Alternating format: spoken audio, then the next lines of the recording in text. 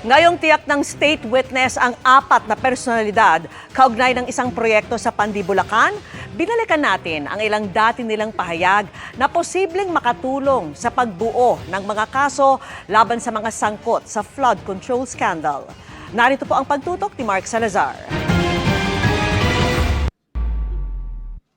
Para pa lang sa mga alam nila sa mga flood control project sa Pandi, Bulacan, ang pagkakapili bilang state witness sa 3 dating DPWH engineer at isang kontratista na dati nang isinasangkot sa issue.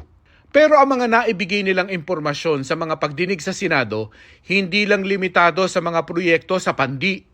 Si dating DPWH Undersecretary Roberto Bernardo, pinangalanan sa Senate Blue Ribbon Committee ang mga dati at kasalukuyang senador na nakatanggap umano ng kickback mula sa iba't ibang DPWH project. Kabilang si dating Senador Bong Revilla na hinatiran umano niya ng kahon-kahong pera sa bahay nito sa Cavite noong 2024. After receipt of the 25% commitment, which were packed in 6 cardboard boxes, each containing at least 20 million, and 1 paper bag containing 5 million, I called up Senator Revilla to inform him the same is ready to be turned over to him. Ang perang yan, iba pa sa idiniliver umano ng aide ni Bernardo sa bahay din ni Revilla bago ang kampanya noong 2025 elections. I directed one of my aides to deliver commitment amounting to 250 million to the residence of Senator Revilla. Emosyonal naman si Bernardo nang idawit din si dating Public Works Secretary Manny Bonoan. I look up to Sec Bonoan and consider him as a mentor. I treasure his guidance and friendship over the years.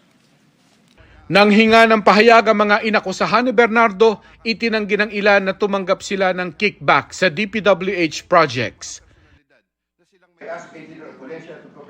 Si Bernardo ay kasama naman sa mga isinangkot ni dating DPWH engineer Henry Alcantara sa pagtanggap umano ng kickback. Ito po, ang unang taon po, 2022 ay 350 million po. Ang kasunduan po ay 25% po para sa proponent at ako po o yung driver ko po minsan ang nagdi-deliver po sa kanya. Ang huli po ay itong 2025. Mayroong halagang 2.55 billion po.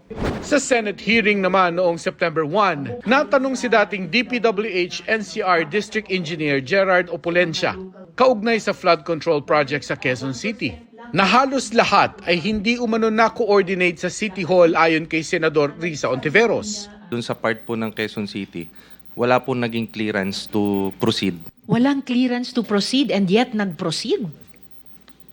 Yes po, Your Honor. Si Sally Santos naman na may-ari ng Sims Construction Trading, umaming pinagamit ang lisensya sa mga kontratista ng gobyerno kapalit ng bayad. Kaya po ako nakapaghiram ng lisensya. Nagtiwala po ako sa dalawang ito. Nagagawin po nila yung proyekto. Sino yung dalawa? Si Engineer Bryce Erickson po at si JP Mendoza. Giit ni Santos, hindi niya alam na gagamitin ang kanyang lisensya para sa mga proyektong hindi naman talaga gagawin. Actually, Your Honor, hindi ko po alam na gagawin po nila Engineer Bryce at JP Mendoza po yun. Kasi po, syempre po, sila po itauhan po ng DPWH. Naniniwala po ako na hindi po nila gagawin yun. Para sa GMA Integrated News, Mark Salazar, nakatutok 24 oras.